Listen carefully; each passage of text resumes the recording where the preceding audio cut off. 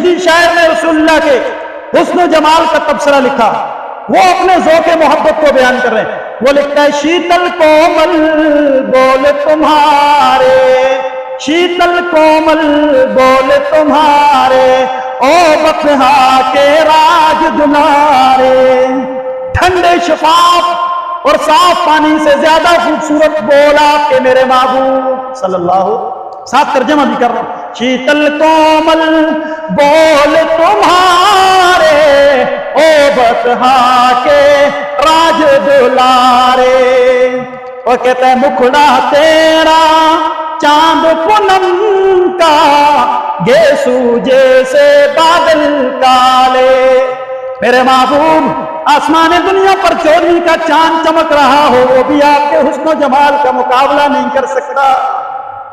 اور تیرے چرن کی دھول میں لے جو نینوں کا گجرا بنا لوں پیارے۔ میرے محبوب اگر آپ کے پاؤں سے لگنے والی مٹی مجھے مل جائے، میں فخر کے ساتھ رشک کے ساتھ اسے اپنی آنکھوں کا سرما بنا لوں صلی اللہ۔ میرے محبوب کی ذات جیسی کس کی ذات ہو سکتی؟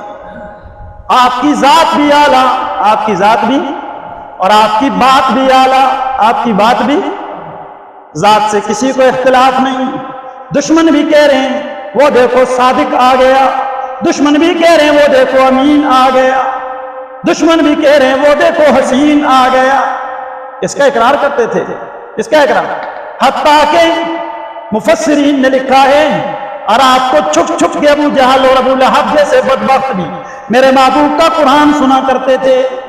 جب میرے محبوب وجد کے عالم میں کیفیت میں ڈوب کے رب کا قرآن پڑھ رہے ہوں، یہ مشرکین مکہ جو دن کو تالیاں بجاتے تھے، تالیاں پیٹتے تھے، شور کرتے تھے کہ دوسرے کفار آپ کا قرآن نہ سن لیں، دوسرا کوئی کافر آپ کی بات نہ سن لے، دن کو آپ کے ساتھ مخالفت کی حد کرتے تھے لیکن رات کو پگھل جاتے تھے۔ کبھی کبھی آپس میں ٹکراؤ ہو جاتا تھا۔ ابو لہب ابو جہل سے کہتا بدبخت تو یہاں کیا کر رہا ہے؟ وہ کہتا مجھے چھوڑ، تو بتا تو یہاں کیا کر رہا ہے؟ آپس میں ٹکراؤ ہو جاتا۔ چھپ چھپ کے رحمت عالم کا قرآن سنا کرتے تھے، بے قرار ہو جاتے تھے۔ کیوں بے قرار نہ ہوتے؟ کیوں آپ کے حسن و جمال سے متاثر نہ ہوتے؟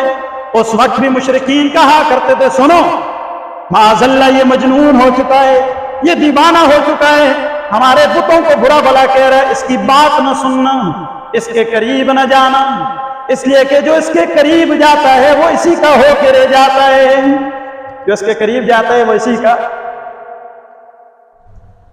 اور حضرت حسان ذات پہ بات کر کے پھر بات پہ آ کے مکمل کرتا ہوں۔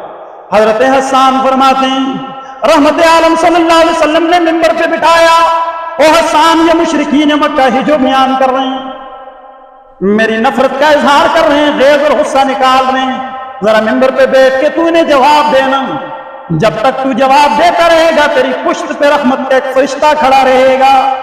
اور پھر حضرت حسان نے رحمت عالم کے حکم پر کہا وَأَحْسَنَ مِنْكَ لَمْ تَرَ قَطُّ عَيْنِي وَأَحْسَنَ مِنْكَ لَمْ تَرَ قَطُّ عَيْنِي وَأَجْمَلُ مِنْكَ لَمْ تَلِدِ النِّسَاءُ خُلِقْتَ مُبَرَّأً مِنْ كُلِّ عَيْبٍ كَأَنَّكَ قَدْ خُلِقْتَ كَمَا تَشَاءُ۔ اگر آپ مجھے بلند آواز سے سبحان اللہ سنائیں تو میں آپ کو ترجمہ سناؤں۔ میرے محبوب کی کتنی اونچی ذات ہے، کتنی صفات والی ذات ہے، کتنی خوبصورت ذات ہے۔ حضرت حسان عشق میں ڈوب کے اس بات کا اقرار کرتے ہیں، کہتے ہیں محبوبہ آپ جیسا حسین تو میری نگاہوں نے دیکھا کوئی نہیں، میں قربان جاؤں۔ حضرت عطا اللہ شاہ بہاری رحم اللہ کی مرکز پہ اللہ کروڑوں رحمت نازل فرمائے، شاہ جی فرمایا کرتے تھے میں حسان کے قریب ہوتا تو جھٹ سے ان کا گھٹنا پکڑ کے کہہ دیتا حسان ذرا عینی میں تھوڑی سی ترمیم کر دو نا، یہ نہ کہو کہ میری نگاہوں نے نہیں دیکھا، بلکہ یوں کہو کہ محمد جیسا حسین تو کسی نگاہ نے نہیں دیکھا۔ عین کو مطلقاً کہو، عینی نہ کہو، اس کی آگے یا کی اپنی طرف مناسبت نہ کرو، بلکہ مطلقاً عین کہو کہ کسی آنکھ نے بھی میرے محبوب جیسا حسین نہیں دیکھا۔ حسن کے کیا کہنے وَأَجْمَلَ مِنْكَ لَمْ تَلِدِ النِّسَاءُ، میرے محبوب آپ جیسے جمال والا تو کسی ماں نے جنا کوئی نہیں۔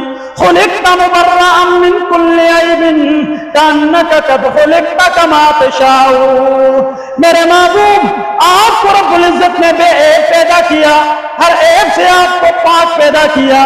گویا حسان فرماتے ہیں میرا تخیل یہ ہے، حضرت حسان کہتے ہیں میرا تصور یہ ہے محبوب آپ جیسے چاہتے گئے رب آپ کو ایسے ہی بناتے گئے۔ دیکھیں نا ان جملوں کے بعد رسول اللہ نے کوئی نفی نہیں کی۔ حضرت حسان نے کہا، اللہ کے محبوب نے سنا، ٹوکا نہیں، ترمیم نہیں کروائی۔